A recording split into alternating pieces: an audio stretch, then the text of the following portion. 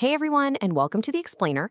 Today, we're digging into some seriously fascinating source material that is literally going to completely reframe how you study Japanese kanji.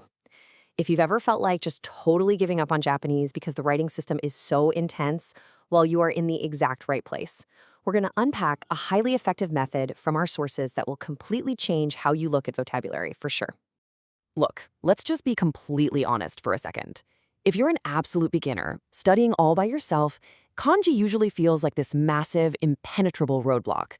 You're staring at thousands of complex characters, they all have multiple pronunciations, and it feels like the only way forward is sheer, painful rote memorization. It's incredibly frustrating. And honestly, it's the #1 reason solo learners just throw their hands up and quit. I mean, seriously, look at this little cat throwing its paws up in total despair. That is exactly the overwhelmed feeling we all get when facing a fresh page of kanji. It's completely valid to feel that way. But what if you didn't have to memorize everything blindly? According to our sources, your self-study journey is about to get a major cheat code. So, to get there, here's our roadmap. We're going to cover the kanji struggle, the Hangul secret, onyomi versus kunyomi, step-by-step rules, everyday vocabulary, and finally, your daily memorization routine. Okay, let's dive right into this with Section 1, the kanji struggle. Starting kanji from absolute scratch? Yeah, it feels impossible. When you try to learn by just writing a character hundreds of times, your brain is working overtime to form connections out of thin air. It's totally inefficient. But what if I told you that you might actually already know half the work? If you have any familiarity at all with the Korean language, Hangul, you are sitting on a massive goldmine of linguistic shortcuts. You don't need to start from zero, all because of a hidden connection that most beginner textbooks completely gloss over. Which brings us to Section 2, the Hangul secret. And this brilliantly illustrates the core concept. Our sources lay this out exactly like a family tree. Thousands of years ago, the original Chinese characters and their pronunciations spread out. Over in Korea, they became Hanja, with pronunciations written in Hangul. Over in Japan, they became kanji, specifically using a type of pronunciation called onyomi. Because they come from the exact same root, these phonetic traits were passed down predictably.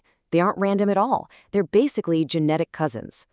The source material really hits the nail on the head here, noting that Korea, China, and Japan share a kanji cultural sphere, and therefore we can deduce similar pronunciations. By just recognizing this, you aren't memorizing anymore. You're deducing. Knowing how a Chinese character sounds in Korean gives you this undeniable head start in guessing how it sounds in Japanese. It's amazing. Moving right along to Section 3, onyomi versus kunyomi. So the crucial point is that before we start applying this shortcut everywhere, we need a strict framework. Japanese kanji has two main types of readings. Onyomi is the sound reading. This was imported from China, meaning it's predictable, rule-based, and super Hangul-friendly. Kunyomi, though, is the meaning reading. These are native Japanese words that were just slapped onto the Chinese characters later on. They're unpredictable, have zero relation to Korean, and yeah, they still require that rote memorization.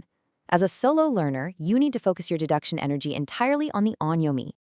All right, Section 4, step-by-step rules.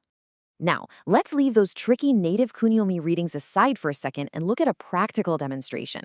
What's really interesting about this highly common character, meaning first or previous, is its phonetic properties. We're going to focus purely on its sound. Okay, here is the step-by-step aha moment. Step 1, you see the character sen. Step 2, you recall from your Korean knowledge that the Hangul pronunciation for this hanja is sun, pronounced sun. Step 3, you apply the phonetic shift rule. In this language family, the Korean O sound predictably shifts to an E sound in Japanese, while that final N consonant stays exactly the same. So, sun seamlessly becomes sen, or sun.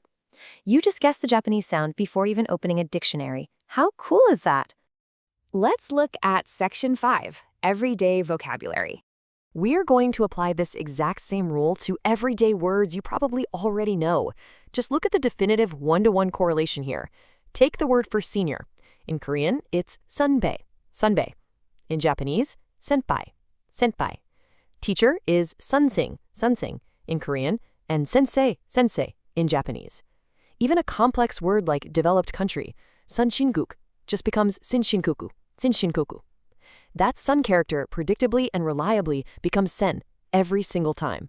Let's rapid fire a few more examples from the source text just to really solidify this. Ancestor, Hanja, becomes senjo. Athlete or player, sunsu, becomes senshu. Innate or congenital, sunchen, becomes senten. Once you actually know the genetic traits of this language tree, a massive portion of Japanese vocabulary is basically handed to you for free. Let's move to section 6 and see how this builds into a daily memorization routine. Because it's one thing to know the theory, right? But you need actionable advice for your daily study. Here is a highly efficient routine. First, stop learning random words. Just stop. Instead, group your new vocabulary by a common character, like we just did with sun and sin. Second, actively guess the onyomi reading based on the Hangul you know before looking at the answer. Test those deduction skills. And third, acknowledge that the native Japanese kunyomi reading will be different, and isolate that for your traditional memorization. It perfectly separates the easy stuff from the hard stuff. Above all else, use this mental association technique. Every time you see a new kanji, make a game out of directly linking the Hangul sound you already know to the Japanese sound you're trying to guess. Visualize that phonetic shift happening in your mind. By literally turning memorization into a puzzle of deduction, you're going to significantly lower your study anxiety, and frankly, it just makes learning a whole lot more fun. So what does this all mean for you? Well, you're no longer an overwhelmed beginner. You now have the historical key to unlock thousands of words. The only question left is, with this Hangul cheat code in your pocket, which Japanese word are you going to decode first? Grab those vocab lists, test out the rules, and watch your comprehension absolutely skyrocket. Thanks for hanging out with us for this explainer, and happy studying.